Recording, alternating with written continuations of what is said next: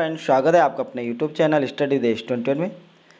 तो फ्रेंड, हिंदी साहित्य के इतिहास के बारे में हम पढ़ रहे हैं और आज हम पढ़ेंगे जॉर्ज अब्राहम गियर्सन के बारे में।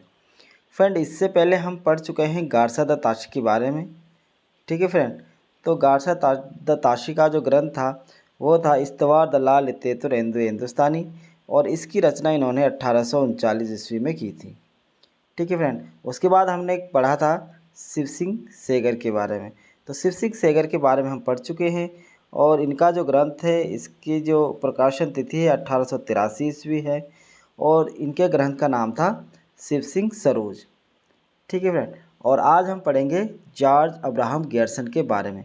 तो फ्रेंड, जॉर्ज अब्राहम गियर्सन जो कि अंग्रेज विद्वान थे और इन्होंने जो ग्रंथ लिखा था उसका नाम था the modern vernacular literature of Hindustan. तो अब्राहम गियर्सन का जो ग्रंथ है उसका नाम है the modern vernacular literature of Hindustan. तो आपके पास परीक्षा में आ सकता है कि the modern vernacular literature of Hindustan किसका ग्रंथ है। तो ये जॉर्ज अब्राहम गियर्सन का है, जो कि क्या थे, अंग्रेज विद्वान थे। ठीक है, फिर वर्नाक्यूलर से अर्थ होता है देश भाषा। ठीक है फ्रेंड, तो वर्नाक्यूलर का अर्थ क्या होता है, देश भाषा। इस ग्रंथ के अगर हम प्रकाशन की बात करें तो यह प्रकाशन 1888 ईस्वी में हुआ था।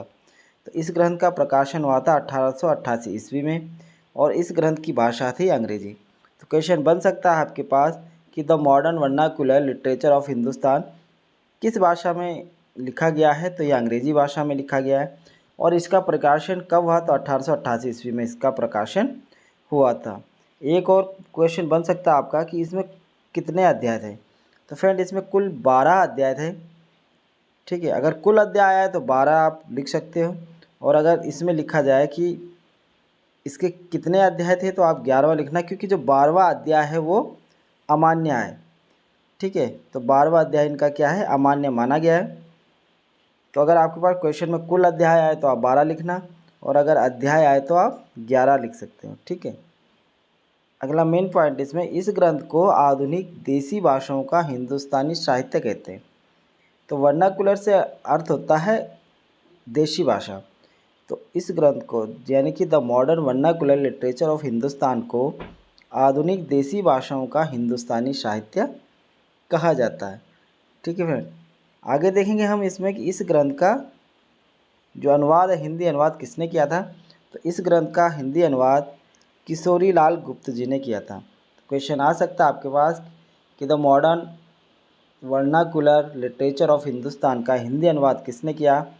तो इसका हिंदी अनुवाद किशोरी लाल गुप्त ने किया था और इस ग्रंथ का नाम था हिंदी साहित्य का वास्तविक इतिहास, या हिंदी साहित्य का प्रथम इतिहास हम इसे कह सकते हैं।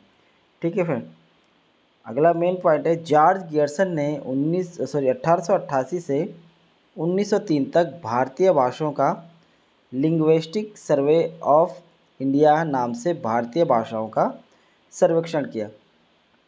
तो क्वेश्चन आ सकता है कि जॉर्ज गियर्सन ने भारतीय भाषाओं का सर्वेक्षण किससे किया था।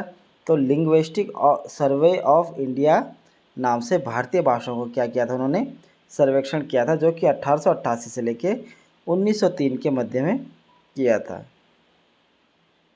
गियर्सन ने तुलसीदास पर 12 निबंध लिखे तथा इनका वाचन सर्वप्रथम प्राच्य विद्या विशारद सभा वियना में किया। तो गियर्सन ने तुलसीदास पर कितने निबंध लिखे हैं, 12 निबंध लिखे हैं, और इनका जो प्रथम वाचन है, तो इनका जो सर्वप्रथम वाचन है ये प्राच्य विद्या विशारद सभा है, जो कि वियना में है, वहाँ पर किया गया था जॉर्ज गियर्सन द्वारा। ठीक है, और अगला है, भक्ति काल को इन्होंने स्वर्ण काल कहा। तो भक्ति काल को जॉर्ज गियर्सन ने क्या कहा है, स्वर्ण काल कहा है। तो क्वेश्चन आपके पास बन सकता है कि जॉर्ज गियर्सन ने भक्ति काल को क्या कहा। तो जॉर्ज गियर्सन ने भक्ति काल को क्या कहा, स्वर्ण काल कहा था। ठीक है, अगला पॉइंट है, हिंदी को अंग्रेजों द्वारा आविष्कृत भाषा बताया। तो जॉर्ज गियर्सन ने हिंदी भाषा को क्या बताया, अंग्रेजों द्वारा आविष्कृत भाषा बताया था।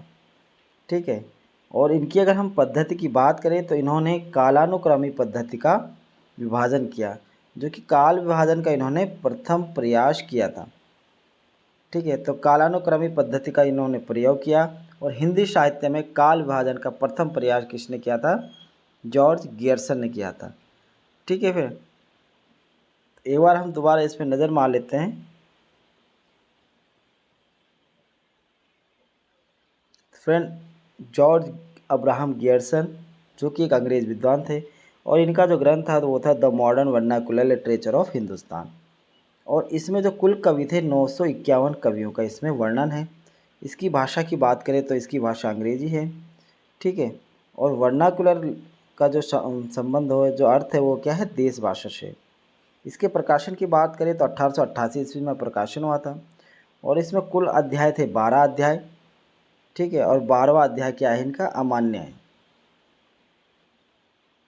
इस ग्रंथ को आधुनिक देशी भाषाओं का हिंदुस्तानी साहित्य भी कहते हैं। ठीक है।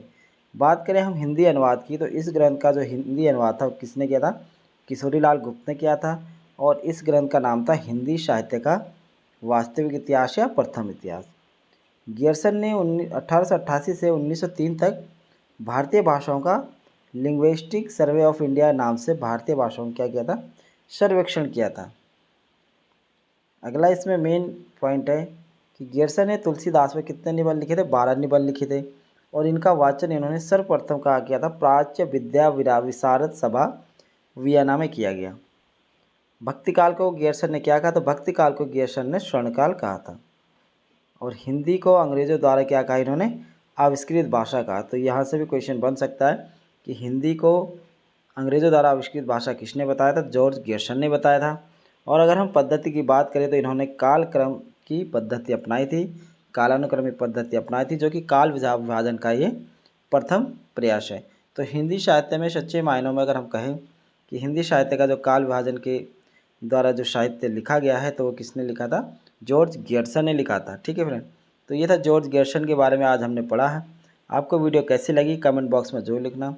अगर आपको मेरी वीडियो पसंद आती है तो लाइक और शेयर जरूर करें और आपने अभी तक चैनल को सब्सक्राइब नहीं किया तो चैनल को सब्सक्राइब कर लें और साथ ही साथ बेल आइकन प्रेस कर लें ताकि मैं जो वीडियो बनाऊँ उसका नोटिफिकेशन आप तक पहुँच सके। धन्यवाद।